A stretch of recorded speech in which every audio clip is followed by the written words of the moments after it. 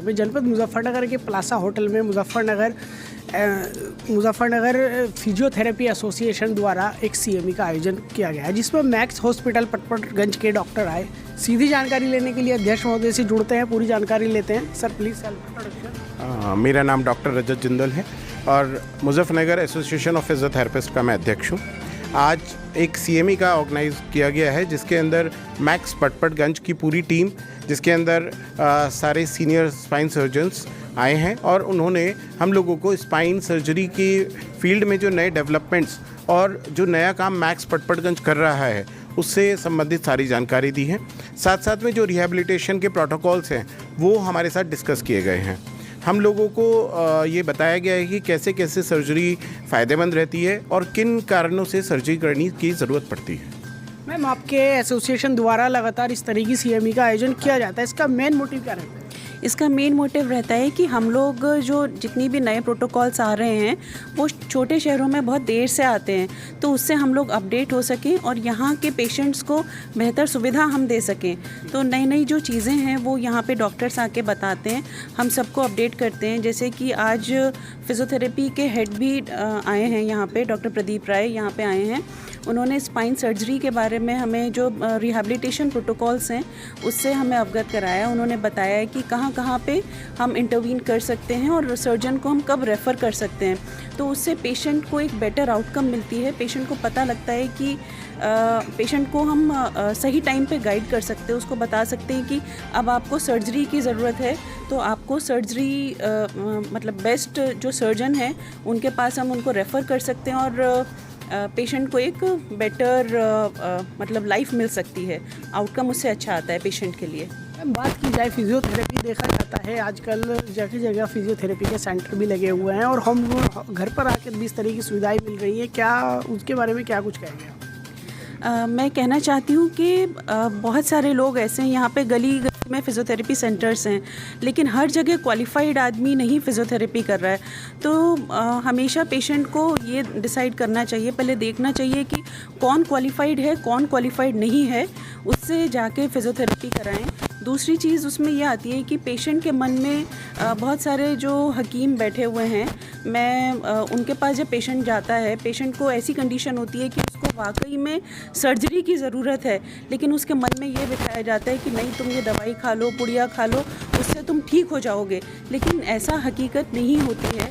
तो जब हमारे क्वालिफाइड किसी प्रैक्टिशनर के पास में, फिजियोथेरेपिस्ट के पास में पेशेंट आता है, तो उसको हम सही गाइड कर सकते हैं, उसको बता सकते हैं कि तुम्हें वाकई में ये चीज़ ऑपरेशन से ठीक हो सकती है, ये चीज़ आपकी बिना ऑपरेशन के ठीक नहीं होगी। और पेशेंट कई बार ऐसा होता है कि पेशेंट सुनता रहता है,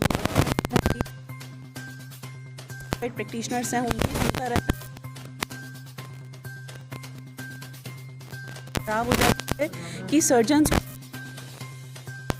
ऑपरेट करते हैं तो उससे रिकवर करना बहुत मुश्किल हो जाता है। तो ऐसे में क्या होता है, जो पेशेंट होता है वो अपनी प्रॉब्लम या तो सर्जन के ऊपर डाल देता है या कई बार फिजियोथेरेपिस्ट के ऊपर डाल देता है कि इन्होंने केस ख़राब कर दिया, जबकि ऐसा नहीं होता है।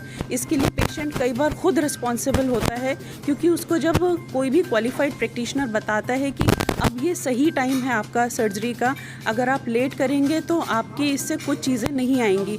ऐसा भी होता है कि कई बार पेशेंट पैरालिसिस की कंडीशन में आ जाता है और तब बहुत मुश्किल होता है सर्जन के लिए भी ऑपरेट कर पाना उसको और पूरी तरीके से उसमें अच्छी रिकवरी दिखाना। मैम, कुछ नहीं, वगैरह इस तरह की घरेलू एक्सरसाइज वगैरह भी बता देते हैं, उनका दुष्प्रभाव भी होता है क्या? जी बिल्कुल, जो गलत एक्सरसाइजेज़ हैं, कुछ एक्सरसाइजेज़ ऐसी होती हैं जिसमें कि आगे नहीं झुकना है या पीछे नहीं झुकना है, तो उस तरीके की एक्सरसाइजेज़ का बहुत ध्यान रखना होता है, क्योंकि ये कोई एक जैसे हम लोग पेशेंट को बताते हैं कि आपका अगर डिस्क बल्ज है, डिस्क बल्ज कोई इतनी बड़ी चीज़ नहीं है, बहुत नॉर्मल सी चीज़ है, किसी को भी डिस्क बल्ज हो सकता है, लेकिन वो पोजीशन उसकी क्या है, उसके हिसाब से पेशेंट को क्या सिम्टम्स आ रहे हैं, उसके हिसाब से हम एक्सरसाइज बताते हैं। हर एक्सरसाइज हर पेशेंट को सूट नहीं होती है।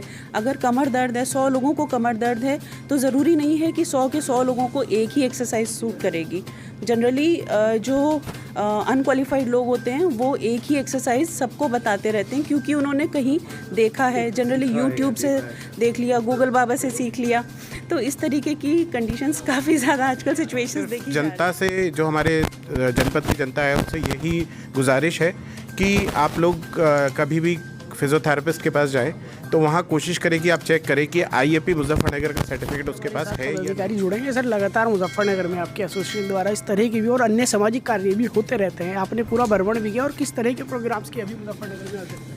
अभी मुजफ्फरनगर में अगर हम फिज़ियोथेरेपी के पॉइंट ऑफ व्यू से बात करें तो काफ़ी सारी अवेयरनेस की ज़रूरत है, लोगों को जागरूक होने की ज़रूरत है, अपने आप को और अपनी बीमारियों को समझने की ज़रूरत है ताकि वो ज़्यादा सचेत रह सकें और सजग रह सकें ताकि सुधार आ सके।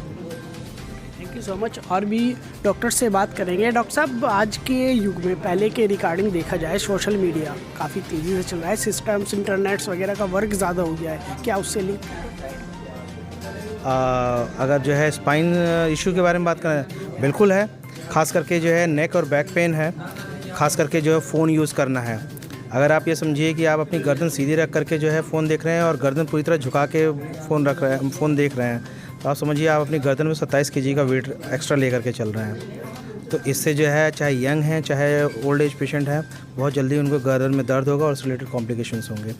तो सोशल मीडिया का यूज़ जिस तरह से तेज़ी से बढ़ा है, उससे जो है हमारी गर्दन में और कमर से रिलेटेड जो प्रॉब्लम्स हैं वो भी ज़्यादा बढ़ी हैं। ठीक है, और हम बेसिकली यहाँ पर जो है मुजफ्फरनगर फिजियोथेरेपी एसोसिएशन के साथ में हमने जो भी यहाँ पर बातें की हैं, जो बातें समझी हैं, और हमने अपने बैक से रिलेटेड इशू के बारे में कि हमें कब जो है कब तक कंजर्वेटिव इलाज करना है, कब हमें सर्जरी करनी है, वो भी हमने इनको इस सारे बारे में बताया है और इस बारे में डिस्कस किया है हमने। आपके मैक्स हॉस्पिटल में और किस किस तरह की फैसिलिटी होती है सर? और आप मुजफ्फरनगर में भी अपनी सेवाएं देते हैं, कौन कौन से दिन किस हॉस्पिटल में देते हैं? हमारे पास जो है मैक्स हॉस्पिटल पटवारगंज के स्पाइन सर्जरी डिपार्टमेंट में ऑलमोस्ट जो है सारी फैसिलिटीज़ हैं, जिसमें कि हम जो ट्रेडिशनल सर्जरीज हैं, हमारे पास जो है मिनिमली इन्वेजिव सर्जरी है, एंडोस्कोपी सर्जरी है, नेविगेशन सर्जरी, रोबोटिक सर्जरी है, सारे जो ट्रेंड हैं। हमारे पास एक बहुत ही अच्छा फिजियोथेरेपी डिपार्टमेंट है जिसमें कि हम पेशेंट को जो है रिहेबिलिटेशन की काफ़ी सुविधाएं देते हैं और पेशेंट ये बहुत ही हेल्पफुल है, जो कि कुछ ही सेंटर्स में जो है इतना अच्छा रिहेबिलिटेशन डिपार्टमेंट है। दूसरा जो है हम यहाँ पर जो है पहले और तीसरे शनिवार महीने के इवान हॉस्पिटल में आएंगे।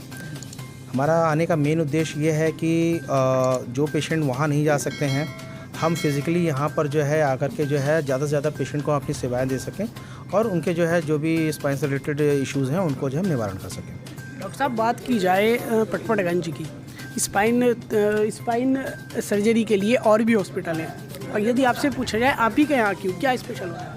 हमारे spine surgery department max hospital Patparganj में जो लेटेस्ट टेक्नोलॉजी होती है रिलेटेड टू स्पाइन सर्जरी, जिसको हम बोलते हैं मिनिमल इन्वेजिव स्पाइन सर्जरी, दूरबीन से endoscopic spine surgery, keyhole surgery, day care surgery. Patient सुबह एडमिट होता है, दोपहर को सर्जरी होती है, शाम को विदिन 6 आवर्स डिस्चार्ज भी हम कर सकते हैं। तो जो लेटेस्ट टेक्नोलॉजी है रिलेटेड टू स्पाइन सर्जरी वो हमारे सारे मैक्स हॉस्पिटल पटपड़गंज में सारी अवेलेबिलिटी है। तो हम routinely endoscopic spine surgery, microscopic spine surgeries, जो सब कुछ लेटेस्ट टेक्नोलॉजी के साथ, लेटेस्ट फिजियोथेरेपी रिहेबिलिटेशन सेंटर के साथ जो सब कुछ पॉसिबिलिटी है वो हम वहाँ पे मैक्स हॉस्पिटल पटपड़गंज में कर रहे हैं रूटीनली। साहब, आपने अपना वक्त पे बताया, डॉक्टर्स ने भी आपसे क्वेश्चन किए, मेन क्वेश्चन क्या रहे यहाँ का, क्या वो रहा कि डॉक्टर साहब ने ज़्यादा पूछा हो कि ये वाली प्रॉब्लम की बात? हमारे यहाँ आज के जो है सेशन में जो है बैक रिलेटेड और गर्दन से रिलेटेड इश्यूज़ के बारे में ज़्यादा डिस्कशन हुआ है कि हम इसको जो है कैसे प्रिवेंट कर सकते हैं, किन कंडीशन में जो है हमको जो है मिल कर के काम करना चाहिए, किन कंडीशन में जब हम जो है पेशेंट को जो है सर्जरी के लिए जो है उनको बताना चाहिए। इस बारे में हमने यहाँ पे जो है आपस में डिस्कशन किया है। Thank you so much.